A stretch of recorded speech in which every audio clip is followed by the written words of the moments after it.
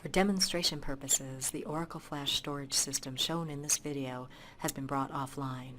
In the field, the system remains in service while the controller you are repairing requires a failover and to be brought offline. Use the guided maintenance feature of Oracle FS System Manager to take care of these tasks for you. Once failover completes and the controller is offline, you can begin your maintenance procedure. After using guided maintenance to fail over the controller and bring it offline, prepare the controller for service. Always follow necessary ESD precautions as you begin. You will also need a Phillips No. 2 screwdriver. In this procedure, we'll replace a dual inline memory module, a DIMM. First, deploy the anti-tilt legs.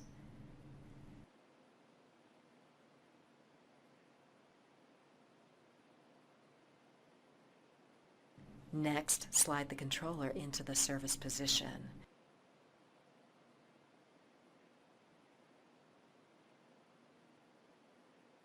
Remove the power cords.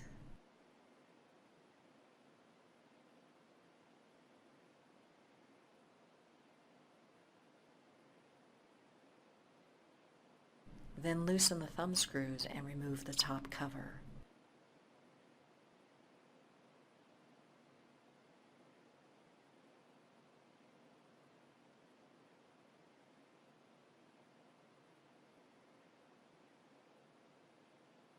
As you look into the controller from above it, you'll see that the DIMMs are connected to the DIMM slots, which are located on both sides of the CPUs and heat sinks on a controller motherboard.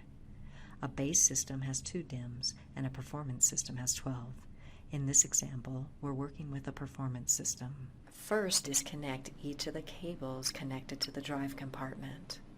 The NVDIMM cables, the motherboard to HD cable, the drive cable, and the USB board cable. Go ahead and first label each cable so that it'll be easier to reconnect the cables after completing the replacement procedure. Next, loosen the 4 screws that secure the drive compartment to the controller chassis.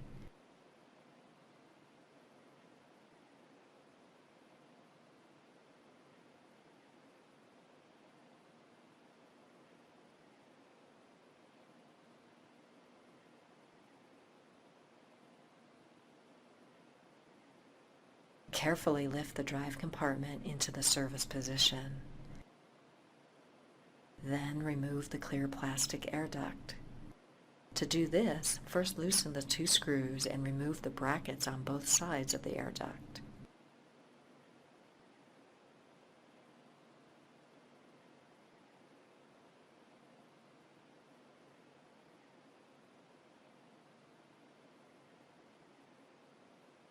Carefully lift the air duct from the chassis and set it aside.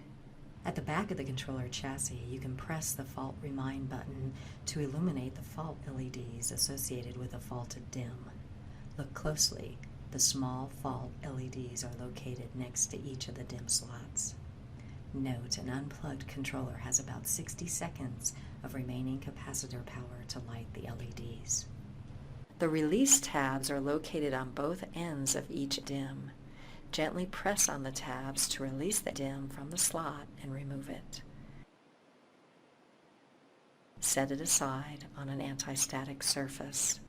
Insert the new DIMM. Make sure to insert it evenly and press gently to lock the release tabs into place.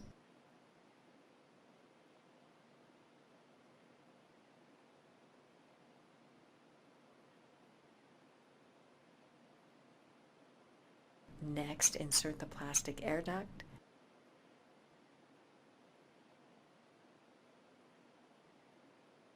Reattach the brackets and tighten the screws.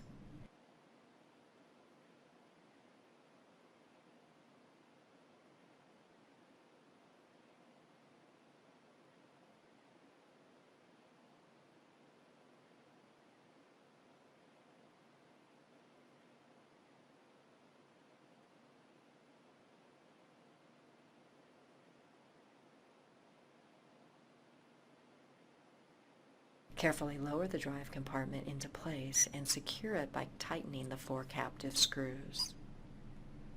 Reconnect the cables to the drive compartment. Refer to the temporary labels to make sure cables are reconnected to the correct connectors. Also, once reconnected, remember to remove the temporary labels from the cables.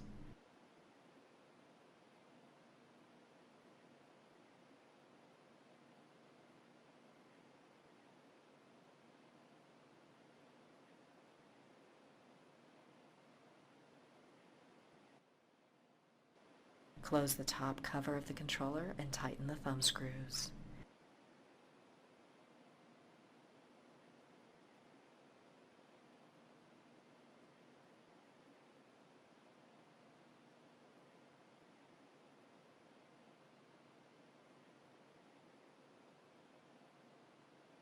Then plug in both power cords.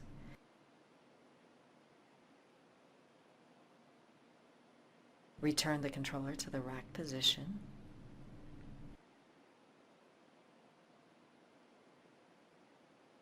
Then retract the anti-tilt legs and close the rack door.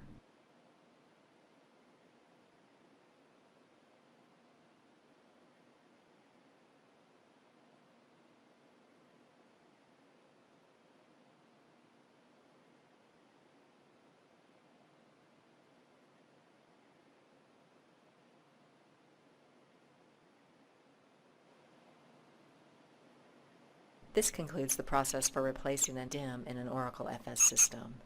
After the controller reboots, go ahead and verify the controller status and the status of the new DIMM. Refer to the Oracle FS System video library if you need to learn more about verifying status.